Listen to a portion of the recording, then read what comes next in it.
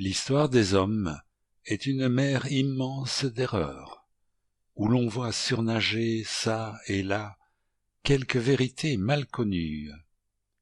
Il y va de notre honneur de les percevoir et de reconnaître sans détour combien par essence humaine l'homme est faillible dans ses jugements, quelle que soit la rigueur de pensée qu'il croit pouvoir y attacher. C'est une citation tirée du célèbre traité des délits et des peines de Cesare Beccaria. Et voici un second aphorisme de Giuseppe Pontigia dans La comptabilité céleste, ouvrage qui reçut le prix Strega en Italie en 1989. On passe souvent la deuxième moitié de son existence à s'affranchir des mensonges de la première, au lieu de découvrir de nouvelles vérités. Ainsi allons-nous rechercher la vérité en prolongement de celle acquise par les Lumières au XVIIIe siècle. Les Lumières ont hérité des grandes découvertes scientifiques de la Renaissance, grâce aux voyageurs, navigateurs, explorateurs et savants de toutes les époques. Les Lumières ont également hérité de la sagesse antique des Chinois, Indiens, Grecs et Arabes. La sagesse représente un idéal de vie vers lequel tendent les philosophes, amoureux de la sagesse.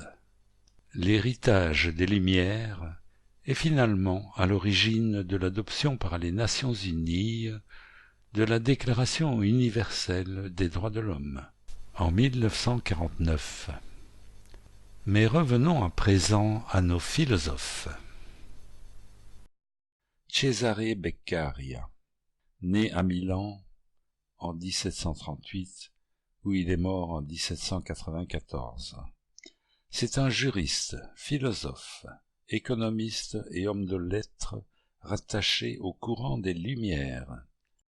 Il fonde le droit pénal moderne et se signale notamment en développant la toute première argumentation contre la peine de mort. Claude Adrien Helvétius. Helvétius, latinisation de Schweitzer, le Suisse, est né en février 1715 à Paris et mort en décembre 1771 à Versailles. Helvétius nous dit: l'homme n'est ignorant, il ne n'est point sot, et ce n'est même pas sans peine qu'il le devient. Pour être tel et parvenir à éteindre en soi jusqu'aux lumières naturelles, il faut de l'art et de la méthode. Il faut que l'instruction ait entassé en nous erreur sur erreur. Les œuvres principales d'Helvétius. De l'esprit, en 1758, a été accepté par la censure lors de sa parution, puis mis à l'index. De l'homme, œuvre posthume, en 1773.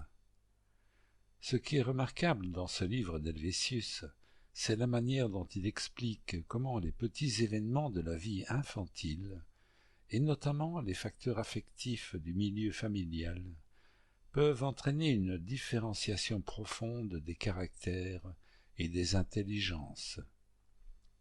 Il se montre là indubitablement un précurseur des conceptions freudiennes. Mais pas seulement. C'est surtout un précurseur des généticiens modernes concernant la question toujours débattue, à savoir la part de l'inné et de l'acquis, car l'un et l'autre dépendent du milieu ou des circonstances, selon Pierre-Henri Gouillon, biologiste français spécialisé en sciences de l'évolution, et plus particulièrement en génétique, botanique et écologie. Vient ensuite Paul Thierry d'Holbach, le baron d'Holbach. Né en 1723, mort en 1789. est un savant et philosophe matérialiste d'origine allemande et d'expression française. Son système de la nature est la morale universelle. Parlant de Rousseau, d'Holbach nous dit « L'homme est mauvais, non parce qu'il naît ainsi, mais parce qu'on le rend ainsi. Avec impunité, les grands et les puissants écrasent les indigents et les malheureux. Ceux-ci, au risque de leur vie, cherchent à rendre le mal qu'ils ont reçu. Ils attaquent ouvertement ou en secret une patrie qui pour eux est une marâtre, donnant tout à certains de ses enfants et privant les autres de tout. Le bon sens ou idée opposée aux idées surnaturelles, écrit en 1772. Combien d'hommes savent raisonner, ou raisonnent-ils quand ils en sont capables? Le caractère se forme avant que la raison ne se développe. La raison ne se prostitue-t-elle pas devant les plus violents désirs? Éduquer, c'est rejeter le nationalisme et le patriotisme, considérés comme égotisme collectif. En 1755, Rousseau écrivait « Il n'y a plus ni Français ni Allemands, il n'y a que des Européens ». Montesquieu déjà avait dit la même chose. Jean-Jacques Rousseau était considéré par Arthur Schopenhauer comme le plus grand des moralistes modernes. Cet ennemi des préjugés, ce nourrisson de la nature, qui a le don de moraliser sans ennuyer, parce qu'il possède la vérité et qu'il émeut les cœurs. Selon Schopenhauer, la pitié, au sens noble de solidarité, humanité, charité ou altruisme, cœur ou compassion, est le fondement d'une morale universelle.